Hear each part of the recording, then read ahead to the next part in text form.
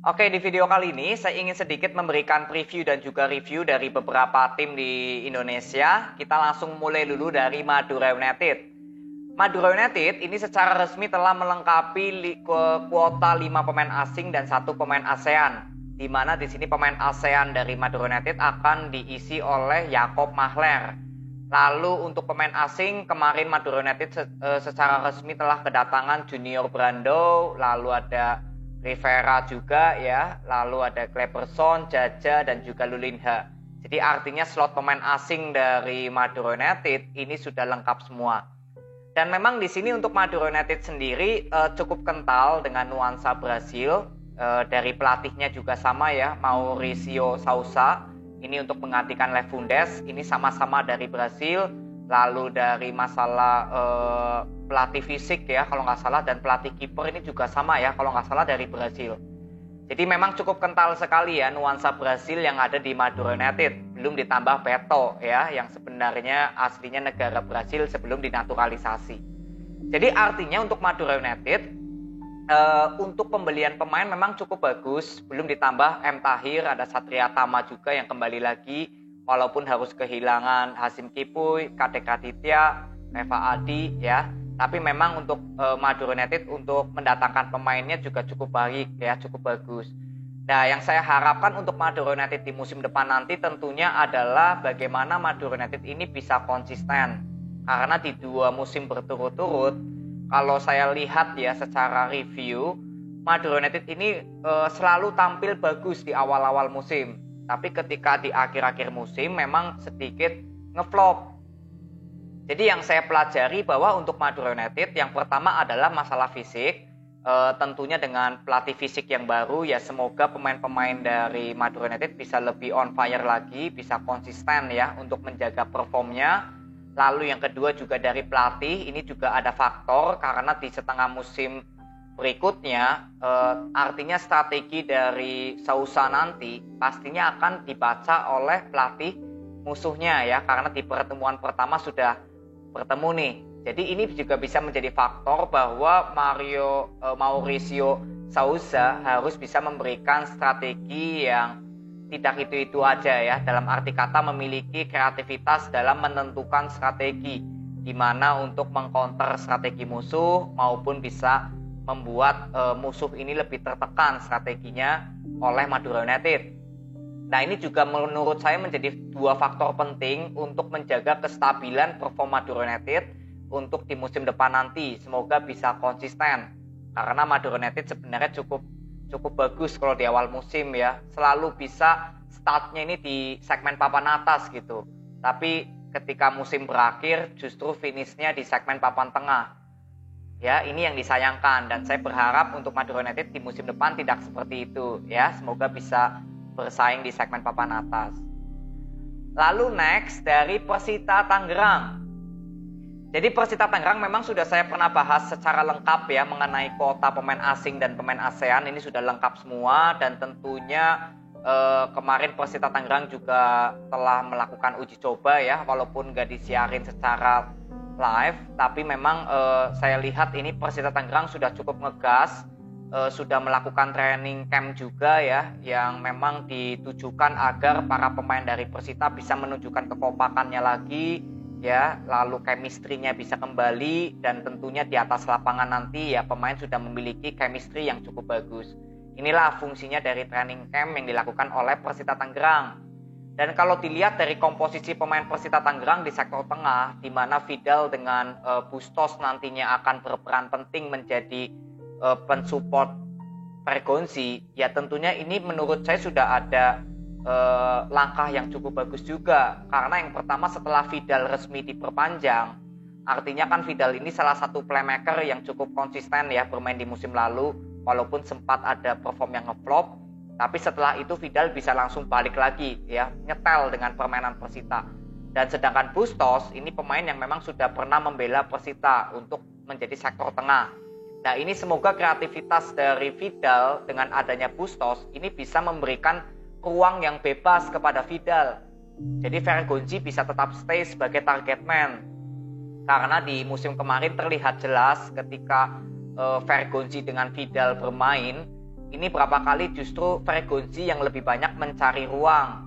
Karena ya tidak ada yang mensupport Vidal. Jadi yang saya harapkan dengan datangnya Bustos nanti, ya semoga kreativitas di sektor tengah dari Persita Tangerang ini bisa lebih sempurna lagi. Belum ditambah Bessiniong juga ya sebagai gelandang bertahan yang bisa memberikan end passing yang cukup bagus nih Bessiniong ya, passingnya bagus. Jadi ini yang saya harapkan untuk sektor lini tengah dari Persita, semoga bisa lebih maksimal. Karena untuk di sektor sayap saya kira ya memang Persita Tangerang belum mendatangkan pemain sayap lagi ya. Memang masih ada Irsyad. Ya saya kira tinggal melanjutkan aja. Semoga lebih matang lagi untuk sektor sayap.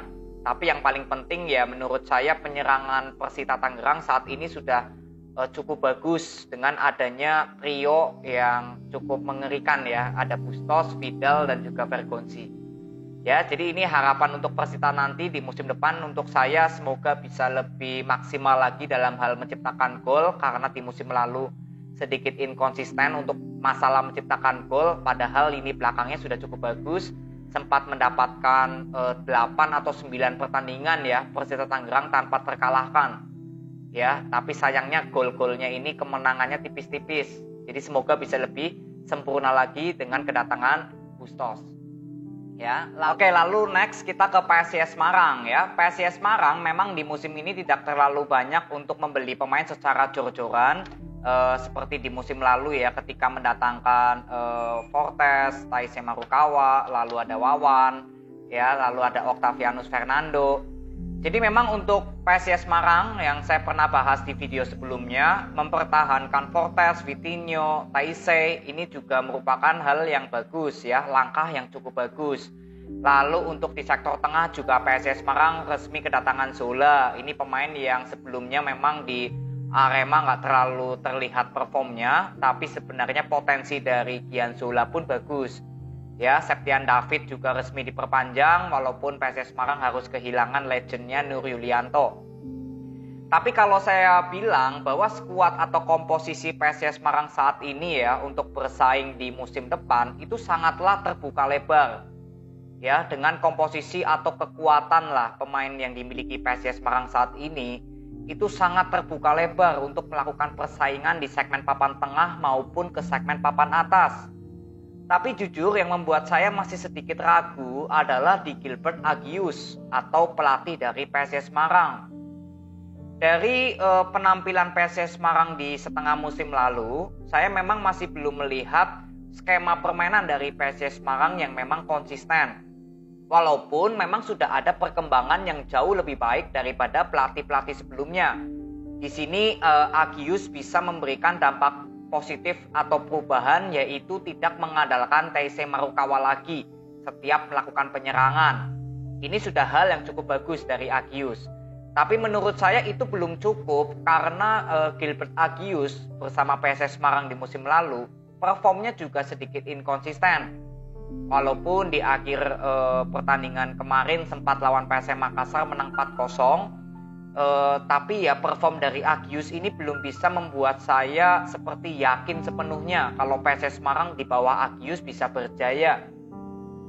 Jadi harapan saya untuk Gilbert Agius tentunya ya bisa mengembalikan skema permainan yang memang semestinya bisa dijalankan oleh para pemain PSIS Semarang secara konsisten. Ya, saya nggak percaya ini bukan berarti saya ingin Agius out, bukan ya, tapi saya tetap ingin melihat atau memberikan kesempatan seperti manajemen PSIS Semarang memberikan kesempatan kepada Agius ya untuk di musim depan. Ya artinya saya juga akan mensupport Agius, saya akan mendukung Agius sepenuhnya untuk menjadi pelatih PSIS Semarang di musim depan. Tapi tentunya ada harapan yang lebih dari saya ya atau tantangan yang lebih, yaitu PSIS Semarang harus memberikan skema permainan yang konsisten. Saya nggak berbicara masalah hasil menang, imbang atau kalah untuk PSIS Semarang. Tapi yang saya ingin bilang bahwa skema permainan dari PSIS Semarang sejauh ini setelah menggantikan beberapa pelatih, saya belum menemukan pelatih yang benar-benar bisa memberikan skema permainan yang bagus untuk PSIS Semarang atau konsisten. Kalau berbicara hasil menang, saya yakin kalau PSS Semarang di bawah Agius bisa konsisten dengan skema permainannya dulu, ya tentu hasil-hasil positif bisa didapatkan untuk PSS Semarang. Tapi kalau melihat dari skema permainan sejauh ini di bawah Agius, memang saya belum terlalu yakin.